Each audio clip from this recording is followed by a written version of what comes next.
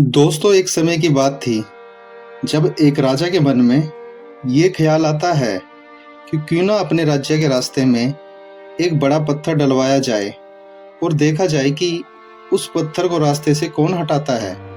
अब राजा ने ऐसे ही किया।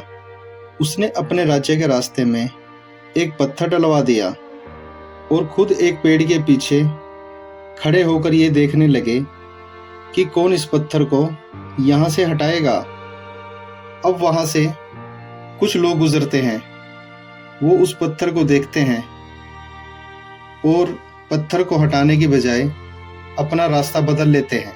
इसी तरह कुछ और समय बीतता है। अब राजा के राज्य से ही कुछ लोग वहां से गुजरते हैं और उस पत्थर को देखते हैं। अब वो पत्थर को हटाने की बजाय राजा के बारे में उल्टी सीधी बातें करने लग जाते हैं और कहते हैं कि राजा अपने राज्य का काम ठीक से नहीं करते। देखो, रास्ते में कितने बड़े पत्थर पड़े हैं, वह इन पत्थरों को भी रास्ते से नहीं हटवा सकते। और यह कहकर वह दूसरे रास्ते से चले जाते हैं। अब कुछ और समय बीतने के बाद वहां से एक सब्जी वाला गुजरता है। वो उस रास्ते पे एक बड़ा पत्थर देखता है और उस पत्थर को हटाने की कोशिश करने लगता है। बहुत कोशिश करने के बाद वह व्यक्ति उस पत्थर को हटाने में कामयाब हो जाता है। अब जैसे ही वह उस पत्थर को हटाता है, उस पत्थर के नीचे से बहुत सी सोने की अशर्फियां और सिक्के मिलते हैं और साथ में ही एक चिट्ठी भी मिलती है जिसमें लिखा हुआ था कि राजा की तरफ से यह इनाम आपको पत्थर हटाने के लिए मिलता है।